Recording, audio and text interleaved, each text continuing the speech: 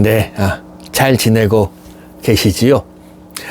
아마 오늘 본문은 미리 읽어보시지 않았더라도 우리에게 너무 잘 알려진 내용입니다. 물론 그렇다고 해서 본문을 읽지 말고 영상을 바로 보라는 이야기는 아니니 오해는 없기를 바랍니다. 아직 본문을 읽지 않으셨으면 잠시 영상을 멈춰놓고 본문을 읽고 오시는 걸 추천드리겠습니다. 과거 유대의 지도자들은 소명을 받은 뒤에 어느 정도 시간 동안 준비하는 습관이 있었습니다. 이런 면에서 본다면 예수님의 이야기도 그들의 이런 패턴에 정확하게 들어맞습니다. 예수님께서 요단강에서 소명을 받으신 후에 광야에 나가서 기도하면서 준비하는 시간을 가지고 계십니다. 오늘 본문은 그리고 그 과정에 일어난 일을 소개해주고 있습니다. 오늘 본문을 보면 사탄이 크게 세 가지의 유혹을 던져옵니다.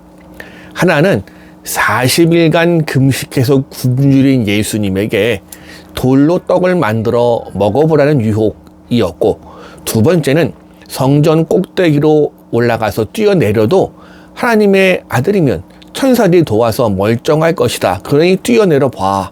이런 유혹입니다. 그리고 마지막 유혹은 지극히 높은 산으로 데리고 가서 사탄 자신에게 절하면 밑에 보이는 천하만국의 모든 걸 다 너에게 줄 것이다. 이런 유혹을 던져 옵니다. 사실 오늘 본문의 이야기는 우리가 너무 잘 아는 내용이기도 하고요. 또 많은 목사님들이, 저를 비롯해서 많은 목사님들이 설교하면서 다루시기도 한 부분이기 때문에 오늘 그 자세한 내용을 하나하나 짚어보려는 생각은 없습니다. 그러나 전체적인 맥락에서 본문이 우리에게 무엇을 말하고자 하는지, 그리고 그 주제와 관련해서 이야기를 나누어 보려는 것이고요. 사탄이 왜 3번씩이나 예수님을 유혹하면서 무너뜨리려고 했는지, 그리고 하나님의 아들로서 예수님이 무엇을 지키고자 했는지를 나누어 보려고 합니다. 그런데요, 한 가지 오늘 본문 1절의 표현은 조금은 짚고 넘어가야 될 것 같습니다. 안 그러면 오해하기 너무 좋은 구절이기 때문입니다. 본문 1절을 다시 한번 봅니다. 그때에 예수께서 성령에게 이끌리어 마귀에게 시험을 받으러 광야로 가사. 이 번역의 뉘앙스대로면 예수님께서 시험을 받기 위해 광야로 가신 것처럼 느껴지고요. 괜히 예수님이 사탄보다 못한 존재인 것처럼 느껴질 수도 있습니다. 근데 이거 번역이 반역이라고요. 번역을 까꾸로 해서 그렇습니다. 그래서 표준 새번역본은 이렇게 번역합니다. 그 즈음에 예수께서 성령에 이끌려 광야로 가셔서 악마에게 시험을 받으셨다. 무슨 이야기인가 하면 예수님은 당신이 소명받으신 뒤에 당신의 수련, 성찰을 위해서 성령에 이끌려 광야로 가신 겁니다. 여기서 이 마침표가 찍히고, 그리고 금식 기도가 끝난 뒤에 그 광야에 있던 사탄이 이른바 예수님이 받은 바 은혜를 쏟아버리게 하려고 유혹한 것으로 보는 게 옳은 해석입니다. 그러니까 시험을 받으려고 광야로 가신 게 아니라 당신의 소명을 준비하기 위해 시간을 가지셨는데 그 예수님을 흔들려고 사탄이 다가온 겁니다. 근데 이걸 거꾸로 해석하면 이상해지는 겁니다. 그리고 아니 그럼 왜 하필 광야로 가셨습니까? 하는 질문도 가능합니다.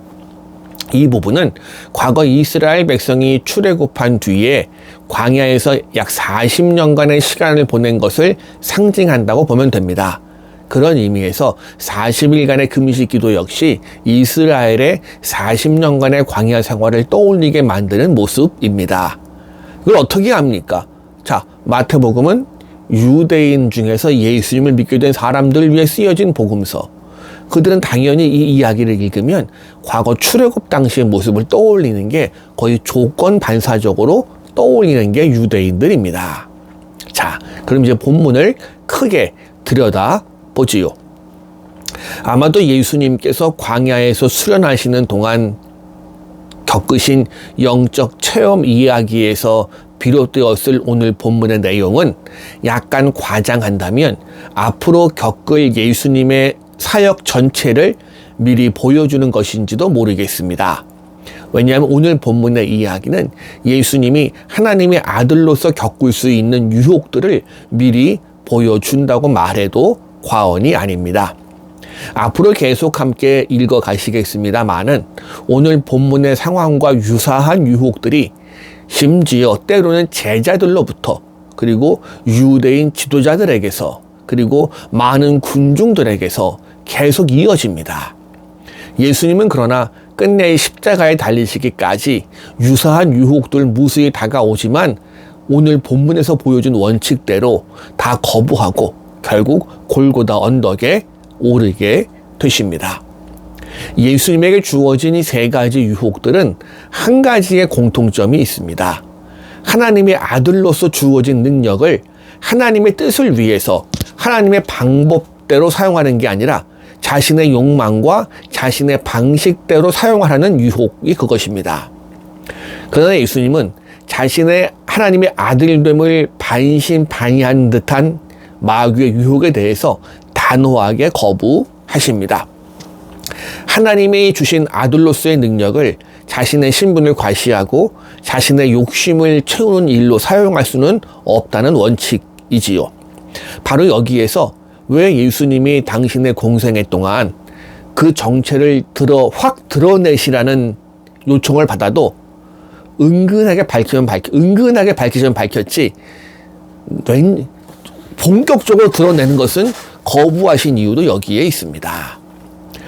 또 왜 내가 이제 앞으로 달려 죽을 것이란 예언에 대해서 베드로가 그럴 수 없습니다 반대했을 때 사탄아 물러가라 매정하게 말씀하셨는지, 왜 십자가에서 뛰어내려 보라는 요청에 대해서 묵묵부답이셨는지, 그 이유가 오늘 본문에 다 들어있는 겁니다. 하나님의 뜻이 아니고선, 하나님의 방법이 아니고선, 하나님이 주시는 능력이 아니고선 아무 일도 하지 않겠다는 겁니다. 완고할 정도로 굳은 이 신념이 바로 오늘 본문 이야기의 중요한 초점입니다. 그래요. 이 신념이 예수님의 사역 전체를 관통합니다. 오늘 본문의 마지막 산 위에서의 세 번째 시험 이야기는 사실이 마태복음의 마지막 부분과 기가 막힐 정도로 짝을 이루고 있습니다. 이 산에서 사탄은 예수님이 사탄에게 절하면 세상 모든 걸 주겠다는 시험을 받지만 단호하게 거부하십니다. 세상 모든 것을 얻고 하나님을 등지느니 하나님과 함께 거지로 살겠다는 의지가 들어있지요. 그리고 그분은 평생을 그렇게 살아가셨습니다. 하지만 부활하신 후 예수님은 갈릴리의 한 산에 오르십니다. 그리고 거기서 그분은 하나님께서 하늘과 땅의 모든 권세를 내게 주셨으니 라고 선언합니다. 사탄이 약속한 것보다 더 큰 것을 받으신 거지요. 사탄은 천하만국과 그 영광을 약속했지만 오직 하나님의 영광만을 위해서 모든 걸 포기한 예수님은 하늘과 땅의 모든 권세를 받으십니다. 그래서 빌립보서 2장 6절로 11절은 이렇게 노래합니다. 제가 읽어드리지요. 빌립보서 2장 6절로 11절입니다. 그는 근본 하나님의 본체시나 하나님과 동등됨을 취할 것으로 여기지 아니하시고 오히려 자기를 비워 종의 형체를 가지사 사람들과 같이 되셨고 사람의 모양으로 나타나사 자기를 낮추시고 죽기까지 복종하셨으니 곧 십자가에 죽으심이라. 이러므로 하나님이 그를 지극히 높여 모든 이름 위에 뛰어난 이름을 주사 하늘에 있는 자들과 땅에 있는 자들과 땅 아래에 있는 자들로 모든 무릎을 예수의 이름에 꿇게 하시고 모든 입으로 예수 그리스도를 주라 시인하여 하나님 아버지께 영광을 돌리게 하셨느니라. 자, 그리고 오늘 본문을 보시면 예수님은 3번씩이나 신명기 6장과 8장을 인용해서 답변하십니다. 그 인용한 말씀은 이른바 유대인들에게 쉐마라고 알려진 말씀이기도 해서 당신의 경건한 유대인, 즉 이 본문을 암송하지 못하는 사람은 없었습니다. 그래서 예수님의 이 이야기는 당시 그저 입으로만 외우던 습관화되어져 있던 이스라엘의 신앙 고백을 생생한 삶의 현장으로 끌어들이셨습니다. 그래요. 쉐마뿐만이 아닙니다. 하나님의 말씀은 단순히 예배 드릴 때 혹은 내 어떤 마음의 위로를 위해서 암송하는 정도의 말씀인 게 아니고요. 내 삶의 구체적인 삶의 현장에서 실천해야 될 말씀이고 나의 신앙 고백이 되어야 할 줄로 믿습니다. 그래서 신앙생활에 있어서 성경 읽기가 필요한 이유도 바로 여기에 있습니다. 어찌 보면 귀에 피나도록 드리는 말씀입니다만은 우리가 읽은 기억하는 말씀이 삶의 현장 속에서 내가 신앙적으로 응답할 수 있게 도와주는 가장 중요한 역할을 감당해 줍니다. 그런데 기억할 게 있습니다. 오늘 본문을 읽으셔서 아시겠습니다만은 이놈의 마귀도요, 성경을 인용해서 예수님을 유혹합니다. 이게 뭘 의미할까요? 아마도 이단들하고 성경을 펼쳐놓고 논쟁을 벌여본 분이라면 아실지도 모르겠습니다. 성경 말씀을 그냥 기계적으로 그리고 아전인수격으로 해석하는 그들의 모습을 아는 분도 계십니다. 문제는 주어진 상황에 얼마나 적절한 성경 말씀을 떠올리느냐, 이게 중요한 게 아니고요. 내가 얼마나 그 말씀을 이해하고 응답하느냐에 있습니다. 오늘 본문에도 이 마귀가 성경 말씀을 인용합니다. 그런데 보면 그 말씀의 진정한 의도와 상관없이 그냥 인용합니다. 오늘날의 이단들이 똑같은 짓을 합니다.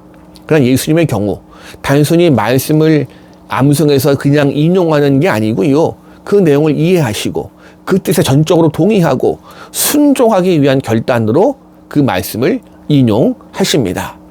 그래요. 성경을 많이 읽고 많이 외우는 것도 중요합니다. 더 중요한 건 그 말씀을 통해서 하나님의 뜻이 무엇인지 알아가는 게 정말로 중요한 줄로 믿습니다. 그래서 말씀을 내 생각이나 내 목적의 말씀을 갖다 맞추는 게 아니고요.